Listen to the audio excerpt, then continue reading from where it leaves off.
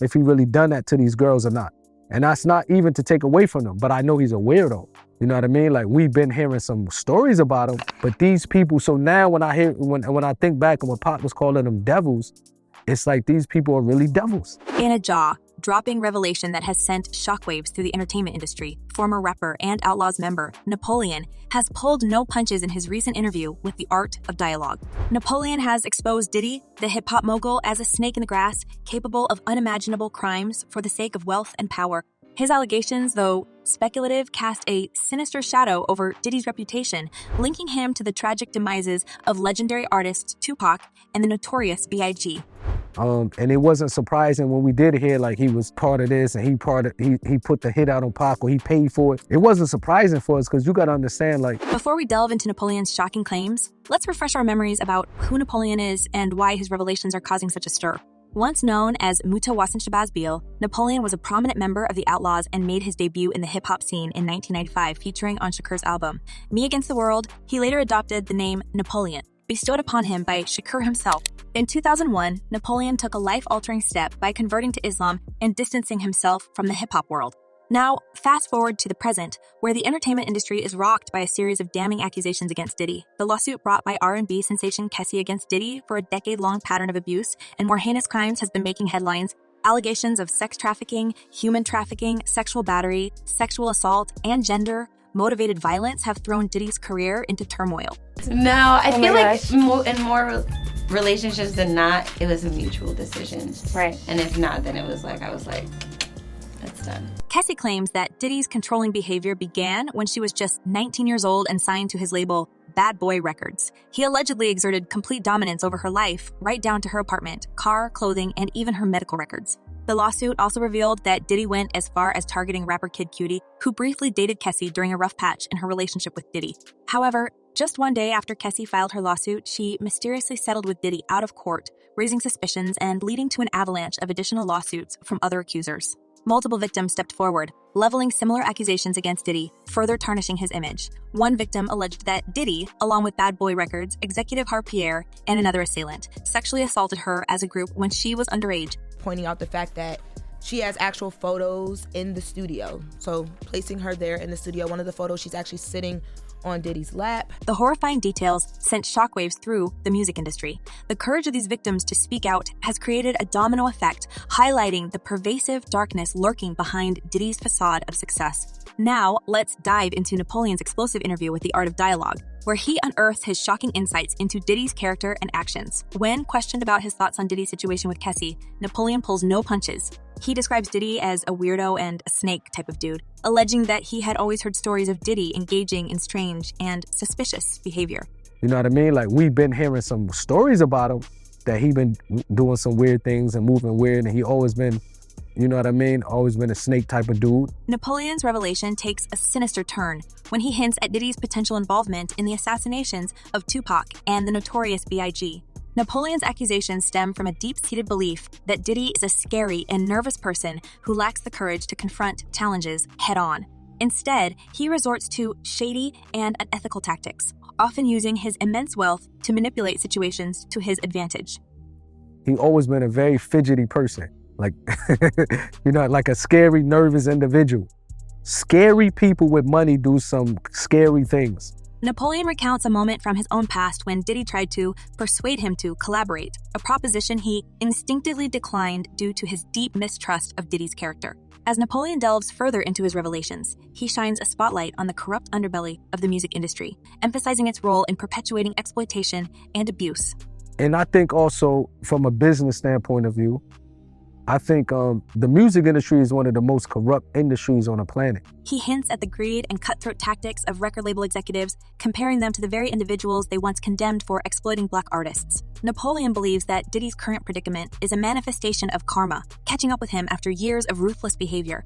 I definitely believe that in the music industry, there's some higher people that's very corrupt and evil. In the absence of concrete evidence linking Diddy to the assassinations of Shakur and the notorious B.I.G., Napoleon acknowledges the lack of proof. Still, he makes it clear that rumors about Diddy paying $1 million for their demises don't sound far-fetched to him. Like that, I heard about the rumors that, you know, Puff paid the money for Pac for Suge. I'm not surprised at that. Like, it don't sound far-fetched to me. He suggests that Tupac's fatal confrontation with Orlando Anderson at the MGM Grand might have been motivated by Diddy's alleged order to snatch a death row chain, a symbol of loyalty to the record label. However, Napoleon points out that Shakur's decision to retaliate was unfortunate, as the legendary rapper was known for his intelligence and would often advise against such actions. Hours after the altercation with Orlando Anderson, Shakur was tragically assassinated in a drive-by shooting, a crime that remains unsolved. Rumble with a Crip gang member from South Central. Knight claims he only tried to break it up. Napoleon implies that Diddy's wealth and influence have shielded him from facing any real consequences for his actions, stating, You know, Puffy he's not a dummy. And America's a place, and we know America's a place that money talks. The most alarming aspect of Napoleon's interview is his insinuation that Shakur's loyalty to Death Row Records, and by extension, Suge Knight, was what really caused his demise. While these allegations remain speculative, they cast a dark shadow over Diddy's career and character, leaving fans and observers in shock and disbelief.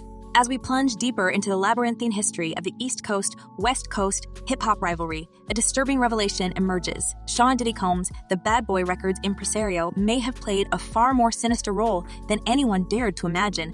While the world once witnessed Tupac and the notorious B.I.G. as friends turned foes, it appears there was an arsonist igniting the flames all along, reaping millions from their bitter feud, a man whose greed might have ultimately led to their untimely demises. It was like Tom and Jerry. It was like you could not separate these two. You know what I'm saying?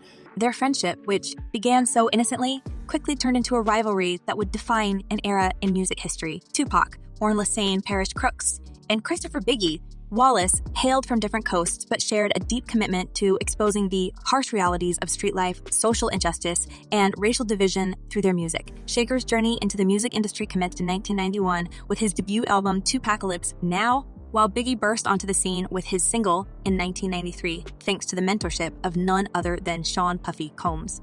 It was like two children in grade school that just hit it off and just hung out with each other all the time. It was during these early years that the two rap luminaries formed a genuine friendship. As Biggie approached Shakur with a proposal to manage his career, their camaraderie blossomed. Mutual respect flowed between them, and they would often seek each other's advice. Shakur even turned down Biggie's management offer, believing that Puffy would make him a star. Their connection ran deep. Shakur's generosity and Biggie's wit created a bond that transcended music, with stories of shared laughter and meals, etching the memory of their friendship in the minds of those who witnessed it. Yet, as we delve into the shadows of the past, we begin to see a different side to the story, a sinister undercurrent. In November 1994, Shakur's world was shattered when he was ambushed and shot 5 times at Quad Recording Studios in Times Square. Though he survived, he couldn't shake the suspicion that Biggie might have been involved. I wouldn't say things that I knew, you know what I mean? I believe so. I do believe so. I have proved things that I could say that will back up my claim. Tupac's distrust intensified when Biggie's B-side single, Who Shot Ya, surfaced, seemingly mocking the attack. Shakur fired back with the infamous diss track Hit 'Em Up, making bold claims, including an assertion that he had slept with Biggie's wife, Faith Evans. Evans vehemently denied the allegation, but the damage was done and the feud spiraled out of control. When the whole East-West thing started, we were caught off guard, and that broke my man's heart. The rift deepened when Tupac, while incarcerated for another incident, came to believe that Biggie had prior knowledge of the Quad Studios attack. This suspicion drove Shakur to join forces with Suge Knight, signing with Death Row Records, an alliance that would cement the East Coast-West Coast rivalry. Suge Knight's famous proclamation at the 1995 Source Awards show only fueled the flames. I had to make the call to Biggie, and I said, we're not going to respond. Somebody's going to get hurt if we respond.